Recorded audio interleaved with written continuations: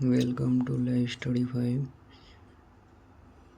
આપણી યુટ્યુબ ચેનલમાં તમામ મિત્રોનું હાર્દિક સ્વાગત છે. આજે આપણે વનસ્પતિમાં પ્રજનન નામના ચેપ્ટરમાંથી પ્રશ્નો લઈશું.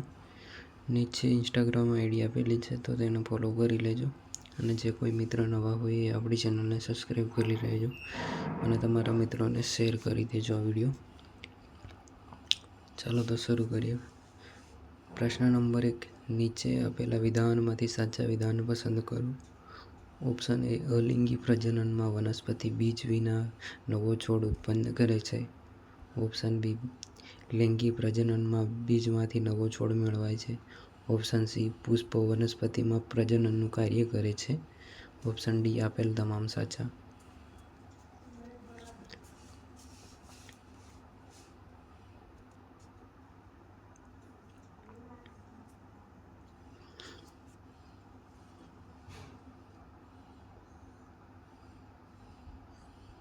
પ્રશ્ન નંબર 1 નો જવાબ આવે છે આપેલ તમામ સાચા. Option D. Option A, B, C ત્રણે તમામ સાચા છે. પ્રશ્ન નંબર 2 જોઈએ. વનસ્પતિક પ્રજનન શેના દ્વારા થાય છે? ઓપ્શન એ, મૂળ દ્વારા. ઓપ્શન બી, પ્રકાંડ દ્વારા. ઓપ્શન સી, પર્ણ દ્વારા. ઓપ્શન ડી આપેલ તમામ. વનસ્પતિ પ્રજનન શેના દ્વારા થાય છે?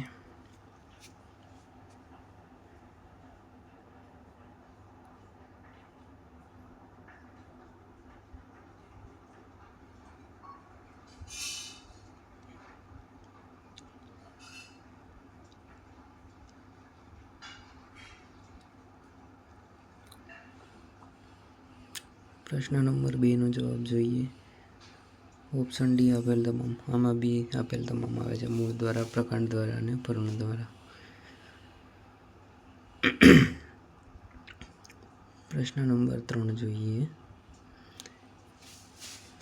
નીચે આપેલા વિધાન પૈકી ખોટું વિધાન શોધો. આમાં ખોટું વિધાન શોધવાનું છે. ઓપ્શન એ, પુંકેસર એ માદા પ્રજનન અંગ છે. ઓપ્શન બી, સ્ત્રીકેસર એ નર પ્રજનન અંગ છે. ઓપ્શન સી આપેલ બંને ખોટા છે. ઓપ્શન ડી ફક્ત એ ખોટું છે. આમાંથી ખોટું વિધાન આપણે શોધવાનું છે. અને જે મિત્રોને આનો જવાબ આવડતો હોય એ કમેન્ટમાં લખી શકે. જે પ્રશ્ન હોય એનો ક્વેશ્ચન 1 તો 1, 2 અને A, B, C, D એ રીતે જવાબ આપજો.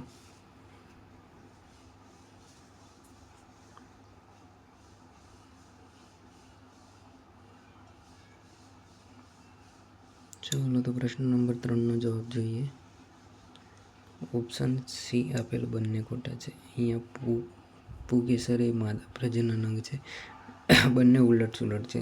પુંકેસર એ નર પ્રજનન અંગ છે અને સ્ત્રીકેસર એ માદા પ્રજનન અંગ છે. એટલે બંને વિધાન ખોટા છે. પ્રશ્ન નંબર 4 જોઈએ.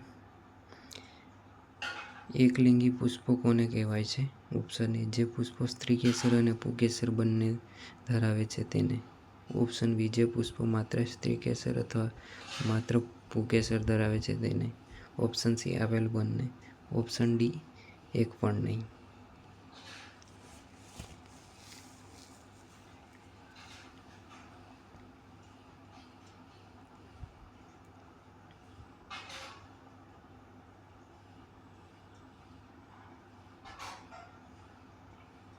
પ્રશ્ન નંબર 4 નો જવાબ આવે છે ઓપ્શન બી, જે પુષ્પો માત્ર સ્ત્રીકેસર અથવા માત્ર પુંકેસર ધરાવે છે તેને એકલિંગી પુષ્પો કહે છે. એટલે કે ફક્ત સ્ત્રીકેસર અથવા તો પુંકેસર કોઈ બી એક જ ધરાવતું હોય તેને એકલિંગી કહે છે. પ્રશ્ન નંબર 5 જોઈએ. પુંકેસરમાં નીચે આપેલ વિધાનમાંથી શું શું આવે છે? ઓપ્શન એ, પરાગાશય. ઓપ્શન બી, તંતુ. ઓપ્શન સી, અંડકોશ. ઓપ્શન ડી એ અને બી બંને.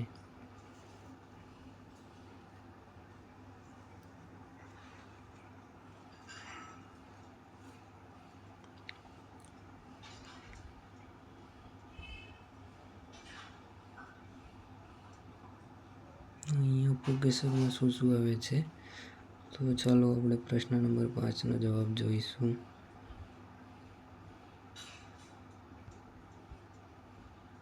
ઓપ્શન ડી એ અને બી બંને આવે છે. પુંકેસરમાં પરાગાશય અને તંતુ બંને આવે છે, અંડકોશ નહીં આવતું. ચલો પ્રશ્ન નંબર 6. પ્રશ્ન નંબર 6 છે, સ્ત્રી કેસરમાં નીચે આપેલ વિધાનમાંથી શું નહીં આવતું? આમાં શું નહીં આવતું સ્ત્રી કેસરમાં? પેલું પુંકેસરમાં હતું.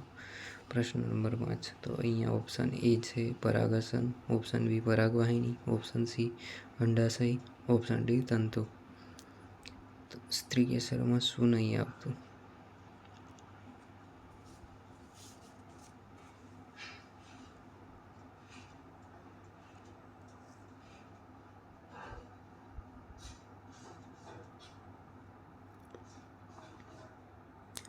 પ્રશ્ન નંબર 6 નો જવાબ જોઈએ. ઓપ્શન ડી તંતુ નહીં આવતું. સ્ત્રી કેસરમાં પરાગાસન, પરાગવાહિની અને અંડાશય ત્રણેય આવે છે, તંતુ નહીં આવતું. ચલો પ્રશ્ન નંબર 7 જોઈએ. પ્રશ્ન નંબર 7, કોલમ 1માં આપેલી વિગતોને કોલમ 2 સાથે જોડો. કોલમ 1માં આપેલી છે એ કલિકા, બી આંખ, સી અવખંડન, ડી પાંખો, ઈ બીજાણુ. કોલમ 2માં 1 maple, 2 spirogyra, 3 yeast, 4 mucor bread mold, 5 બટાકા. આના જોડકા જોડવાના છે.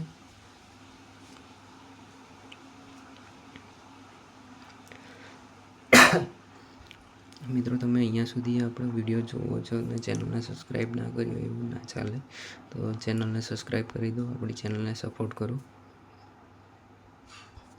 ચાલો તો પ્રશ્ન નંબર 7નો જવાબ જોઈએ. જોડકા જોડવાના છે, તો આપણે અહીંયાથી જોડકા જોડીએ.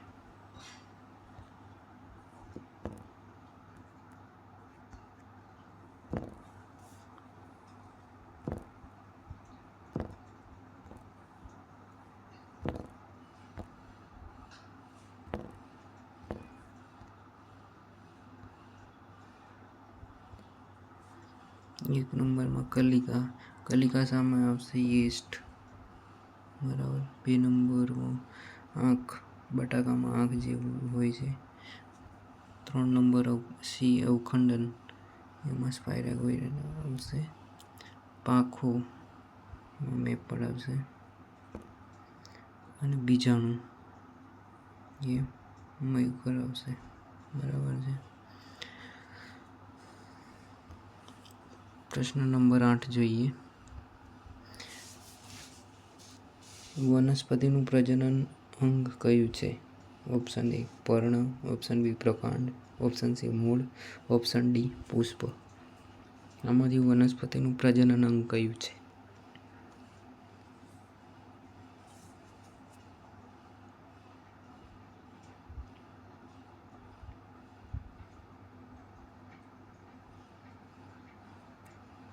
ચાલો તો પ્રશ્ન નંબર 8નો જવાબ જોઈએ. ઓપ્શન ડી પુષ્પ. વનસ્પતિનું પ્રજનન અંગ પુષ્પ છે. પ્રશ્ન નંબર 9 જોઈશું.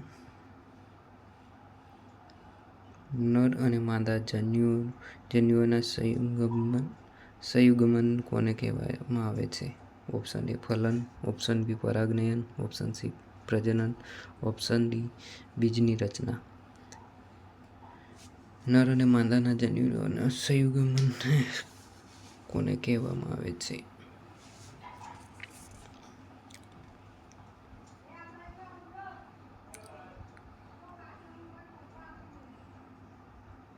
ચાલો પ્રશ્ન નંબર 9નો જવાબ જોઈશું આપણે. Option A ફલન.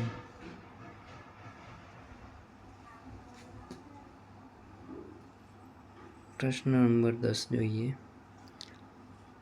પરિપક્વ અંડાશય બીજાશય શું રચે છે? ઓપ્શન એ બીજ, ઓપ્શન બી પુંકેસર, ઓપ્શન સી સ્ત્રીકેસર, ઓપ્શન ડી ફળ. તો અહીંયા શું આવે છે? અંડાશય બીજાશય શું રચે છે? તો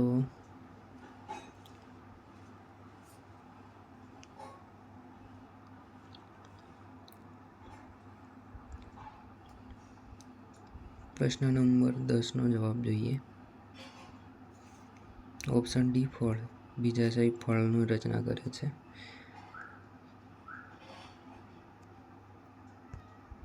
પ્રશ્ન નંબર 11 બીજાણુ સર્જન કરતી વનસ્પતિ કઈ છે? જે બીજાણુનું સર્જન કરે તે વનસ્પતિ કઈ છે? ઓપ્શન એ આપેલ છે ગુલાબ, option B bread mold, option C બટાકા, ઓપ્શન ડી આદુ. અહીંયા જોવાનું છે બીજાણુની સર્જન કરતી વનસ્પતિ કઈ છે.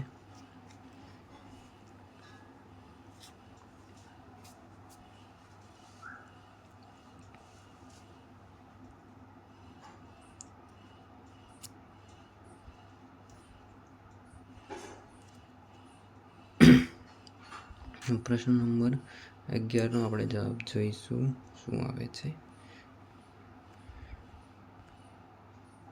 ઓપ્શન બી બ્રેડ મોલ્ડ આવશે, જે બીજાણુનું સર્જન કરે છે. ચાલો પ્રશ્ન નંબર 12 જોઈએ. પનફૂટીમાં પ્રજનન કોના દ્વારા થાય છે?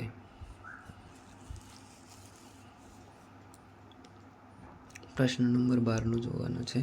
પનફૂટીમાં પ્રજનન કોના દ્વારા થાય છે? ઓપ્શન એ આપેલ છે પ્રકાંડ, ઓપ્શન બી મૂળ, ઓપ્શન સી પર્ણ, ઓપ્શન ડી ફૂલ.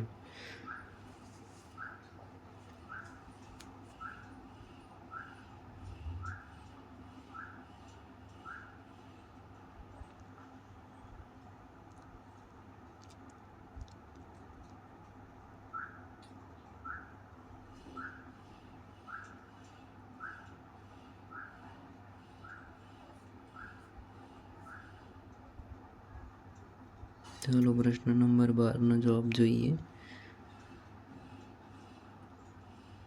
ઓપ્શન સી આવે છે પર્ણ. પ્રશ્ન નંબર 13 આપણે જોઈશું.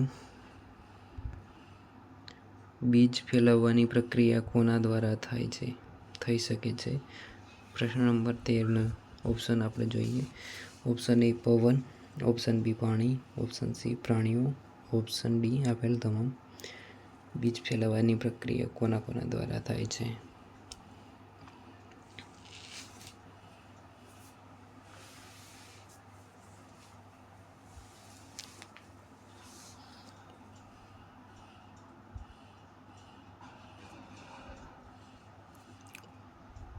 પ્રશ્ન નંબર 13નો આપણે જવાબ જોઈએ. ઓપ્શન ડી આપેલ તમામ. એટલે કે બીજ ફેલાવવાની પ્રક્રિયા કોના દ્વારા થાય છે? તો પવન દ્વારા બી થાય છે, પાણી દ્વારા બી થાય છે અને પ્રાણીઓ દ્વારા બી થાય. પવન દ્વારા એક જગ્યાએથી બીજી જગ્યાએ ખસે, પવન દ્વારા બીજ ફેલાય છે. પાણીમાં અહીંયાથી એક જગ્યાએથી બીજી જગ્યાએ જાય છે અને પ્રાણીઓ દ્વારા પણ એક જગ્યાએથી બીજી જગ્યાએ બીજનો ફેલાવો થતો હોય છે. ચાલો પ્રશ્ન નંબર 14 જોઈએ. નીચે આપેલ વિધાનમાંથી સાચા વિધાન પસંદ કરો. ઓપ્શન એ આપેલ છે પરાગાશયમાંથી પરાગરજનું પરાગાશય તરફ વહન પરાગનયન કહે છે. જો તે જ પુષ્પ પર પરાગરજ પરાગાશય પર સ્થાપિત થાય તો તેને સ્વપરાગનયન કહે છે. ઓપ્શન સી એક પુષ્પની પરાગરજ તે છોડના બીજા પુષ્પ પર અથવા તેના જેવા જ અન્ય છોડના પુષ્પના પરાગાશય પર સ્થાપિત થાય તો તેને પરાગનયન કહે છે. ઓપ્શન ડી આપેલ તમામ સાચા.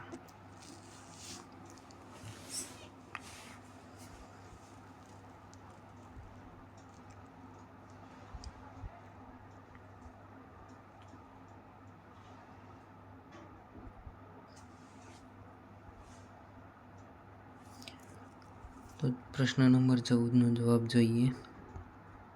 ઓપ્શન ડી આપેલ તમામ સાચા. અહીંયા પરાગાશયમાંથી પરાગરજનું પરાગાશય તરફ વહનને પરાગનયન કહે છે. બરાબર.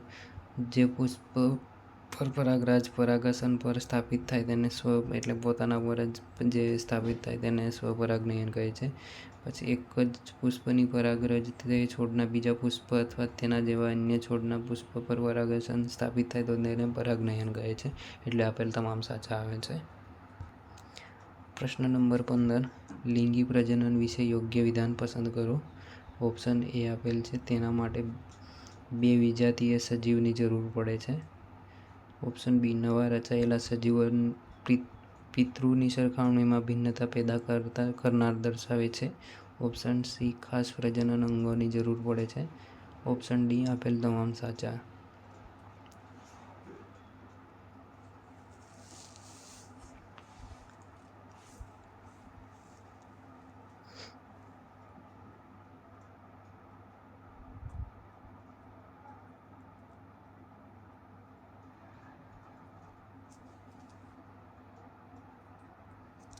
તો અહીંયા પ્રશ્ન નંબર 15નો જવાબ આવે છે ઓપ્શન ડી આપેલ તમામ સાચા. તેના માટે બે વિજાતીય સજીવની જરૂર છે. નવા રચાયેલા સજીવો પિતૃની સરખામણીમાં ભિન્નતા પેદા કરે દર્શાવે છે.